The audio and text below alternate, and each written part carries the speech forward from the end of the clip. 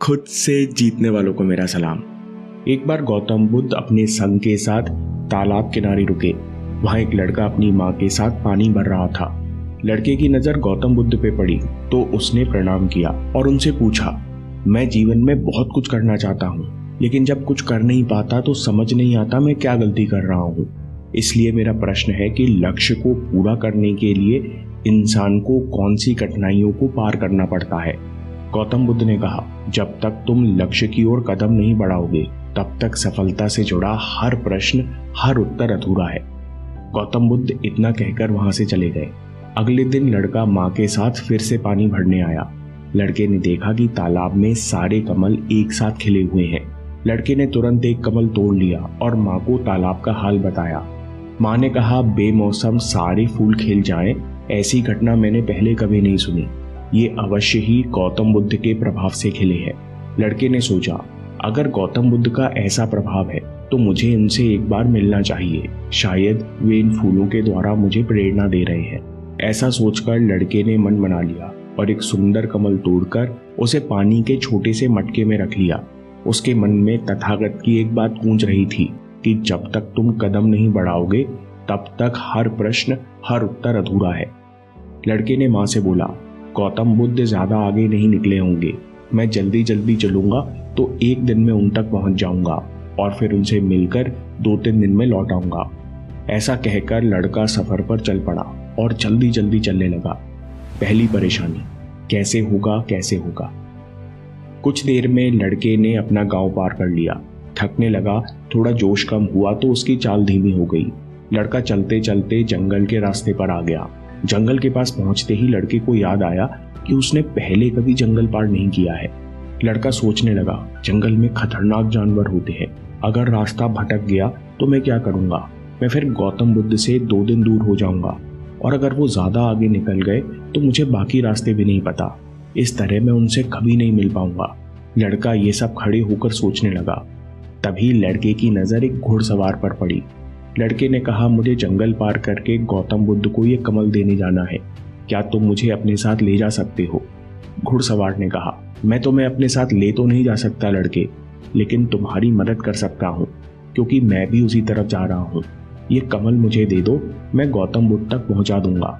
घुड़सवार की बात सुनकर लड़का सोचने लगा, पता नहीं ये सफर में कैसे पूरा कर पाऊंगा।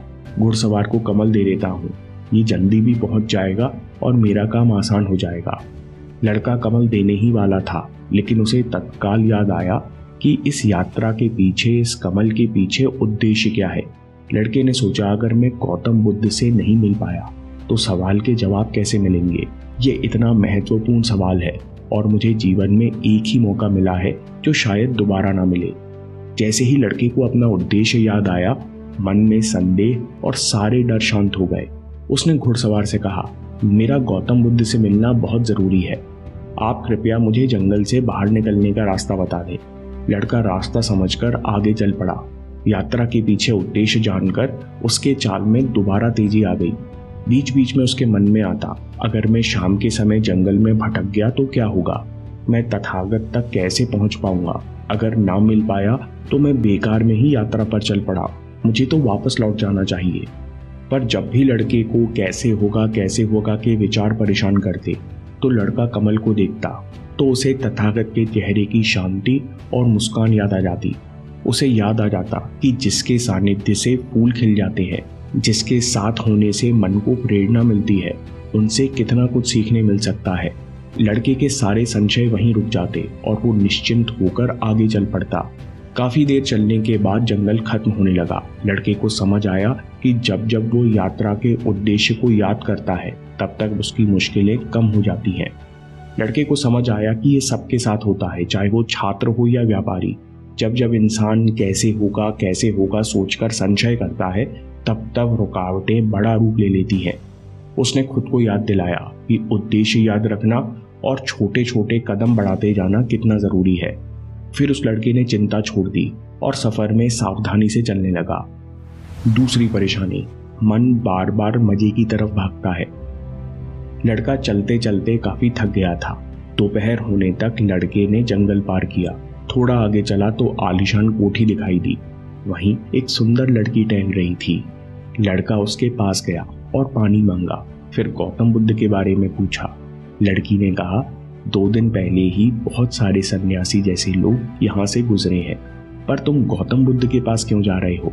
लड़के ने कहा, मैं गौतम बुद्ध से मिलना चाहता हूँ, उनसे कुछ सवाल पूछना चाहता हूँ। लड़की को वो लड़का पसंद आ गया था, इसलिए वो लड़के को रोकना चाह रही थी।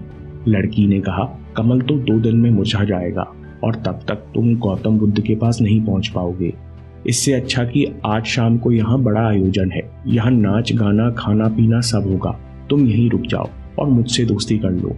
ये सुनकर लड़के की बुद्धि भ्रमित होने लगी।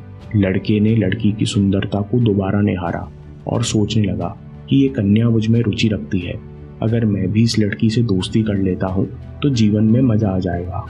लड़के ने कहा, मैं बहुत दूर से आया हूँ, मैं आपको सोचकर बताता हूँ। लड़के ने मन को लगाम लगाई और खुद से पूछा, मैं यहाँ तक चलकर क्यों आया हूँ? क्या मैं इस लड़की से दोस्ती करने घर से निकला था?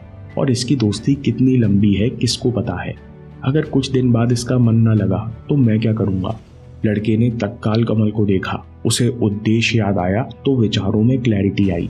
उसने तत्काल निश्चय किया और आगे चल दिया। शुरू में तो लड़के को अफसोस हो रहा था, अगर बुद्ध नहीं मिले तो ये मौका भी हाथ से निकल जाएगा।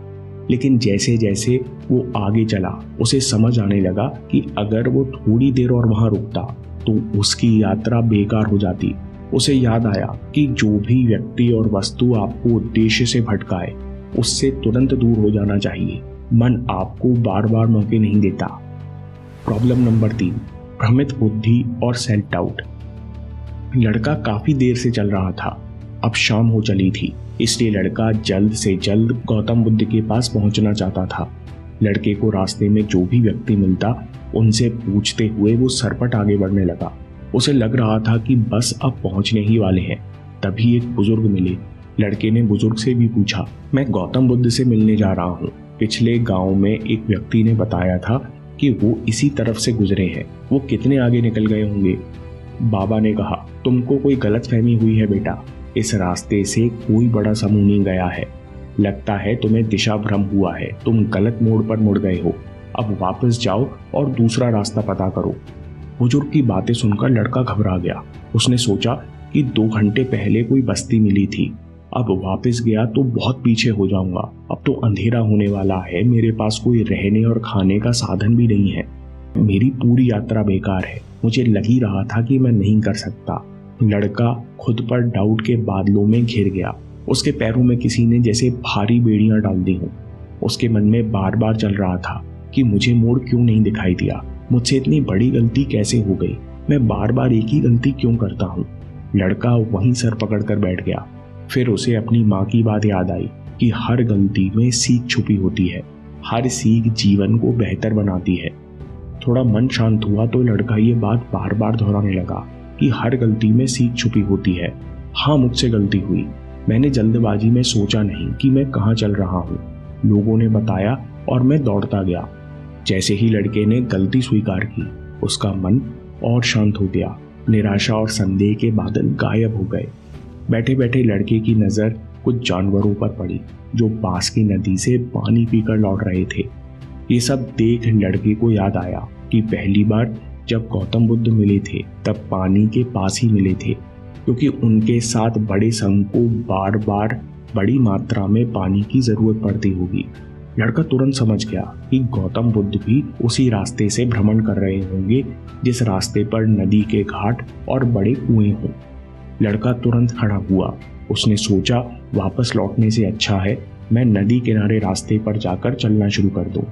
कई खेत पार करते हुए लड़के ने रास्ता बदल लिया। चलते चलते लड़के का मन हल्का हो गया। उसने अनुभव किया कि जब मन शांत होता है, जल्दबाजी नहीं करता, किसी में या खुद में कमी नहीं निकालता, तो बुद्धि बेहतर काम करती है। लड़के ने पाया कि खुद से शिकायत करना बहुत बड़ी कमी है जो बहुत दुख देती है। चलते चलते लड़का सोच रहा था कि अगर मैं अपने गांव में रुक जाता तो मैं अपने अनुभव से कुछ भी नहीं सीख पाता। ऐसा सोचते सोचते उसे संघ की भीड़ दिखने लगी और 2 दिन चलने के बाद लड़का गौतम बुद्ध तक पहुंच ही गया। उसने अपनी बारी आने का बड़े धैर्य से इंतजार किया। उसे खुद अपने ऊपर आश्चर्य था। जब गौतम बुद्ध उससे मिले तो उसने तथागत को कमल भेंट किया। इससे पहले लड़का कुछ बोलता, गौतम बुद्ध ने बोला, बहुत सुंदर, कमल पूरी तरह खिल गया है। 2 दिन पहले तुमने पूछा था कि लक्ष्य को पूरा करने के लिए इंसान को कौन सी कठिनाइयों को पार करना पड़ता है। तुम्हारे चेहरे पर थकान के साथ धैर्य और मुस्कान देखकर लगता है कि तुमने इस यात्रा में बहुत कुछ सीखा है। लड़के ने पूरी यात्रा संक्षिप्त में बताई। गौतम बुद्ध ने कहा, तुम्हारी यात्रा में 4 पाठ छिपे हुए हैं। बिना कोशिश के हर सीख अधूरी है। जब इंसान किसी लक्ष्य के लिए उस रास्ते पर चलता है तब सबसे पहले वो अपने अनुभव से सीखता है। जब धीरे धीरे उसका विवेक जागृत होता है, बुद्धि तीक्ष्ण होती है, तब वो दूसरों के अनुभव और गलतियों से भी सीख सकता है। जीवन में सफलता का रहस्य सीखने के लिए सबसे पहले उस रास्ते पर चलना पड़ता है। तथागत ने कहा, जब आगे बढ़ते हैं तो 3 दिक्कतें आती हैं और इनका निवारण करने के लिए तुमने 3 बातें सीख ली हैं। पहला लेसन, उद्देश्य पहचानो और इसके प्रति समर्पण करो।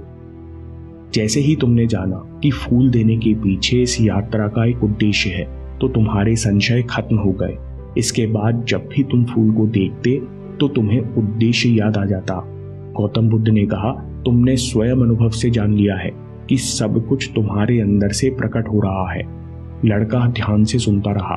गौतम बुद्ध ने कहा, तुम्हारे मन के डर और संशय कैसे होगा बाहर रुकावट, विघ्न और कंफ्यूजन का रूप लेते हैं। जब तुम इनसे ध्यान हटाकर उद्देश्य पर लगाते हो तो सारी रुकावटों का स्वरूप बहुत छोटा हो जाता है। शुरुआत में किसी को पता नहीं होता कि वे सफल क्यों होना चाहते हैं, क्यों वो कुछ करना चाहते हैं, इसलिए ये परेशानी ज्यादा रोकती है।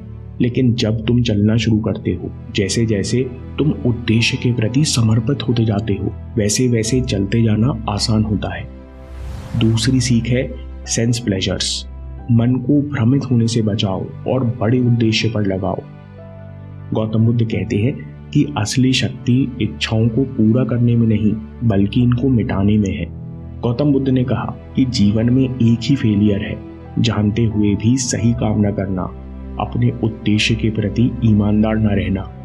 छोटे मोटे सुख के पीछे लोग जरूरी कर्म टालते रहते हैं और जीवन में कई कीमती मौकों को खो देते हैं। अगर तुम उस युक्ति के आकर्षण में रुक जाते तो तुम्हारी यात्रा कभी पूरी नहीं होती। इसलिए जैसे इस यात्रा के दौरान तुमने फूल हमेशा अपने सामने रखा, वैसे ही उद्देश्य हमेशा हमारे सामने होना चाहिए। इससे हमें निर्णय लेने में आसानी होती है। तीसरी सीख, सेल्फ डाउट के प्रति सचेत रहो। ये आखिर तक परेशान करता है। गौतम बुद्ध कहते हैं कि खुद पर शक करने की आदत से ज्यादा खतरनाक कुछ भी नहीं, क्योंकि जितना नुकसान आपके नेगेटिव विचार आपको पहुंचाते हैं उतना कोई और नहीं पहुंचा सकता। तथागत आगे कहते हैं कि खुद पर संदेह करने की आदत से आप खुद के प्रयास से ही बचोगे। दूसरा चाहकर भी आपके सेल्फ डाउट नहीं मिटा सकता।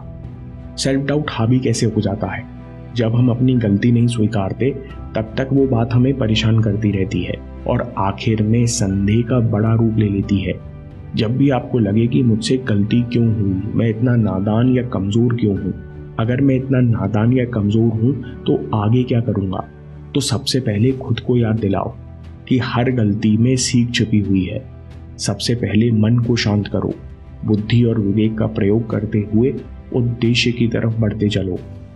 बस तुम इस तरह किसी भी चुनौती से निपटकर जीवन के बड़े से बड़े लक्ष्य को हासिल कर लोगे।